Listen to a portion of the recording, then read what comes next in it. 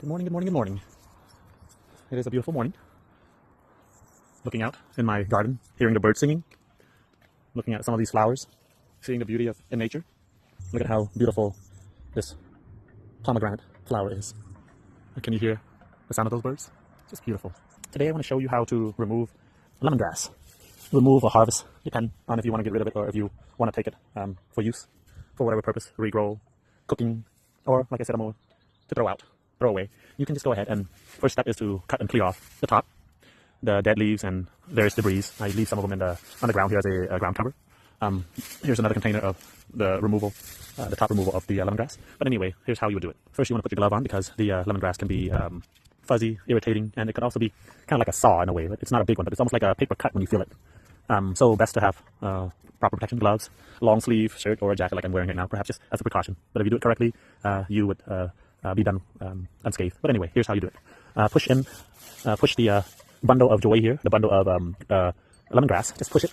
It'll give a little bit, not too much, but continue to push it. This will weaken the root system below a little bit. The root isn't so long or so, it's not major. So if you push it a little bit, they will give.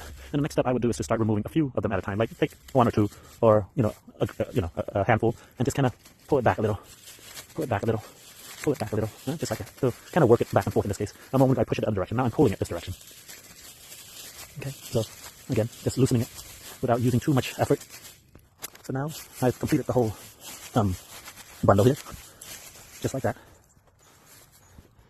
And I'm going to go ahead and push it the other way around again. You can start to feel and see the impact of the removal. And now I'm just going to go ahead, one or two. See, it just kind of give. I nearly fall back there. But there, these kind of snap and break. I was hoping to see the root coming off instead.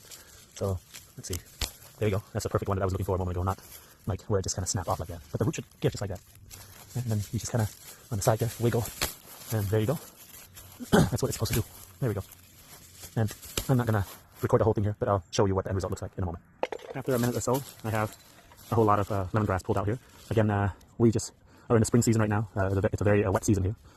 So these guys are decaying on the side here, but these stems right here are still edible. And this is the part that we really eat, not the grassy part, not the leafy part. So here, I only have like maybe a handful left. Let's go ahead and pull it out just so you can see again how that's done one more time. All right, there we go. And the rest I can pull them out with my bare hand, or I can use a shovel to pull them out. It depends on how they hold on to the ground. In this case, this is very very hard to remove with my bare hand right now. If you leave it and bury it, they will grow back, if that's what you want. But I would suggest just remove the whole thing out. Take a few of these here with the root intact and just bury those back. I find those to be more viable than these here, because what happens is they will grow next to each other. You can see how closely they are here.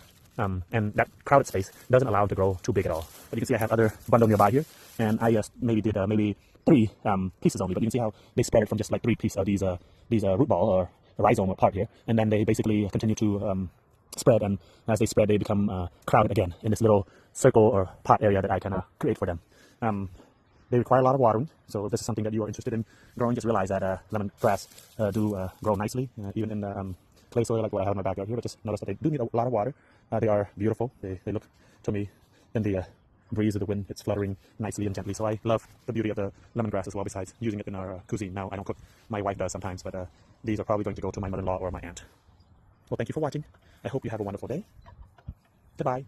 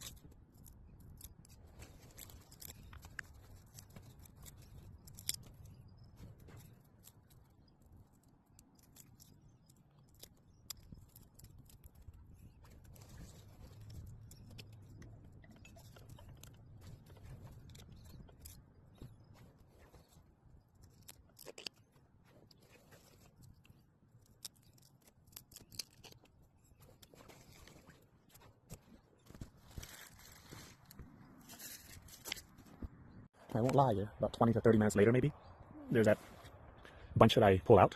Here's what it looks like now. The parts that I discarded that I pull apart. And then here's the final product.